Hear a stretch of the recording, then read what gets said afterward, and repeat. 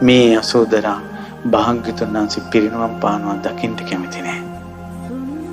ඒ නිසා මේ යසෝදරාට පිරිනිවන් පාන්නට අවසර දෙන්න කිව්වා යසෝදරා එහෙනම් පිරිනිවන් පාන්න කලින් 이르දි ප්‍රාතිහාර්ය පාන්න. යසෝදරා ඔබට මහා අභිඥා තියෙනවා. ඔබ මෙතෙක් කාලයක් අභිඥා දක්වලා නැහැ. ඔබගේ මේ අවසාන වතාවේ දෙව් මිනිසුන්ට හිතසුව පිණිස 이르දි ප්‍රාතිහාර්ය පාන්න කිව්වා. ඒ යසෝදරා උත්තමාවිය භාග්‍යවතුන් වහන්සේගේ සිරිපා වන්දනා කළා. මේ ආකාශයට පැන නැගිලා එක වගේ භික්ෂුණීන් 1000ක්ම වනවා. යසෝදරාව 1000ක් ඉඳලා එක්කෙනෙක් වෙනවා. අහසේ සක්මන් කරනවා. එක වෙලාවක ගුරුළු වේශයක් මවාගෙන මේ පෘථුවියම පියාපත් දෙකෙන් වහලා බුදුරජාණන් වහන්සේගේ සිරිපා ළඟ තමන්ගේ ඒ ගුරුලාගේ තුඩ තියලා හොටේ තුඩ තියලා වන්දනා කළා. නාගයෝ බය වෙනකොට කිව්වා බය වෙන්න එපා මා යසෝදරා. ඇතෙක්ගේ වේශයක් කරන් කුංචනාද කළා. ඒ යසෝදරා 이르දී දසදහසක් ලෝක ධාතු වලට කුංචනාද හඬෙන්ද. ඒ යසෝදරා අපි උඩ ඉඳලා මොහොත බලනවා වගේ බිමේ ඉන්න හිට අහසේ මොහොත පේනවා. ඒ මොහොතේ පීනන ලොකු මාළුවෙක් වගේ යසෝදරා එකපාරම ඉර මඩල අතට අරගෙන පෙන්නවා. සඳ මඩල අතට අරගෙන පෙන්නවා. යසෝදරා ස්ත්‍රියකගේ ආනුභාවය බලන්න ඉරහඳ අත ගන්නවා. මේ යසෝදරා ඊට එකපාරම සක්දිවිඳුගේ විමානය මැව්වා.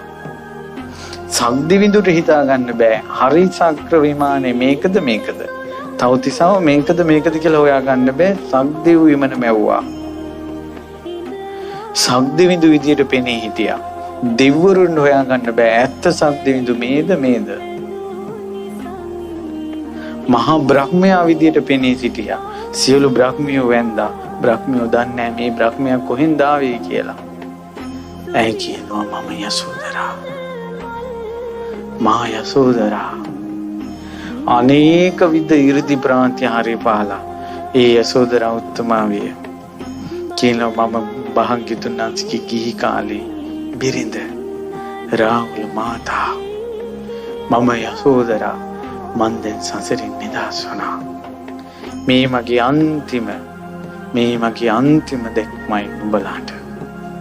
එදා තමයි යසෝදරාවන්ට දම් බෙදපු අය ඒ වගේම දිවි දේවතාවුන් වහන්සේලා යසෝදරා උත්තමාවිය මෙච්චර ආනුභාවයි කියලා දැනගත්තේ. ඊට පස්සේ යසෝදරා උත්තමාවිය ආකාශයෙන් බැහැලා බුදුරජාණන් වහන්සේගේ සිරිපා කමල වඳිනවා. වැඳලා පිටිපස්සට යනවා. භාග්‍යවතුන් වහන්සේ පියවර කිහිපයක් ගියා. ඒ වෙහෙරේ කෙළවර දක්වාම සංඝයා යසෝදරා පිටිපස්සේ ගියා. 1000 භික්ෂුණීන් සමග භික්ෂුණී ආරාමයට ගිය යසෝදරා එදා රැ අර්ධ පර්යන්කින් ඉඳගෙන භාවනාවට සමවැදුණා. එහෙම පිරිනමක් පෑවා. මිහි මඩල කම්පා වුණා. ආයෙත් පිපිලා තිබ්බ මල් ගොඩාක් බිමට වැටුණා. ලෝකේ පවිත්‍රයයි සම්මත මල් තියෙනවද? ඒ සුදු නෙළුම් සමම්පිච්චාදී ඒ මල් හැකිලී ගියා. ඒ යසෝදරා උත්තමාවිය පිරිනමම් පෑවේ ඉඳගෙන ඉන්න ඉරියව්ව පිරිනමම් පෑවේ. ඒ යසෝදරා උත්තමාවියගේ පිරිනමම් පෑමේ බොහෝ දෙනා ශෝක වුණා. සඳුන්දර ගෙනල්ල සඳුන්දර සෑයේ යසෝදරාගේ දෙහි තැන්පත් කළා. භාග්‍යවතුන් වහන්සේ අතට ගත්ත සමක් මල් මිටක් යසෝදරාවගේ ආදාන චිතකයට ඉස්සා. මේ යසෝදරා සංසාරේ චද්දන්ත හස්තියා වෙලා මහ බෝධිසත්වයෝ දල කපාගෙන ගියාට පස්සේ මැරුණට පස්සේ ඇතා. ඒ ඇතින්න කැලේ තියෙන දර ඔක්කොම ගෙනල්ලා තියලා ඇතා ඒ දර උඩට දාලා මැරිච්ච තමන්ගේ ස්වාමියා.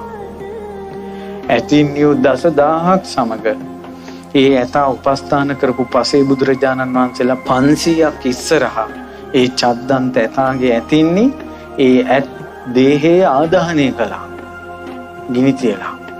ඇතින්නියක් වෙලා ඉද්දී. ඒ පින යසෝදරාට තියෙනවා. යසෝදරාගේ ආදාහනයේදී බුදුරජාණන් වහන්සේ මල් මිටක් කෙස්සා. ඒ චිත්තකයේ දැල්ලුණා ඉබේම. පිරිමියෙක් ගිනි තිබ්බේ නැහැ. ආදාහනෙන් භස්මාවශේෂ ඉතුරු වුණා. පිරිමියෙක් ඇල්ලුවේ නැහැ. යසෝදරා මහා සෑය කියලා ස්තූපයක් ඇදුව රජගහනුවර. බොහෝ දෙනා රාහුල මාතා යසෝදරා බද්ධ කච්චායනා ඇයට බොහෝ උපස්ථාන කළා. ඒ යසෝදරා රහත් තෙරණියගේ ස්තූපයට වැඳලා පොඳලා දහස් ගණන් දෙව්ලොව ගියා. මේ ලෝකේ පවිත්‍ර ස්ත්‍රීන් කුමරි බඹසර තියෙන පතිවෘතාව තියෙන ස්ත්‍රීන් යසෝදරා උත්තමාවියගේ සෑය වඳින්න නැතුව ගියාද? ජීවිතේ කිලිසාගත් අය සෑය මළුවේ ඇසිරුණාද? එදාට යසෝදරා සෑය ගරා වැටිලා ගියා. යසෝදරා මහා සෑයක් තිබ්බා කියලා අපිත් මේ බණ පොත් කියවනකොට නිදන්නේ. මම දඹදිව මිනිස්සු අරගෙන ගිහිල්ලා තිනවා අවුරුදු ගණනාවක්. මිනිස්සු 2500කට වැඩිය මිනිස්සු වන්දවල තිනවා දඹදිව. මමත් දන්නේ රජගහනුවර යසෝදරා සෑයක් තිනවා කියලා. බණ පොතේ තියෙනවා. කොතන තිබ්බද දන්නේ. ඒ අතීතේ හිම මැකිලා ගියා. මිනිස්සු යසෝදරා වෙනුවෙන් විකාර කවි කිව්වා. විකාර සින්දු හැදුවා. විකාර චිත්‍රපටි හැදුවා. යසෝදරා උත්තමාවියගේ නිකලෙස් ජීවිතේ පවිත්‍ර ජීවිතේ මෙච්චර අනුභව සම්පන්න ජීවිතේ හැම ගෙදරකම වඳින්න ඕන කියන පණිවිඩේ සමාජයට ගියේ නෑ. හැම යම් ගෙදරක ස්ත්‍රියක් සිටිනවා නම් යසෝදරාවට වැඳිය යුතුයි. සසරක කර්ම ගෙවෙනවා. සසරක කර්ම ගෙවෙනවා.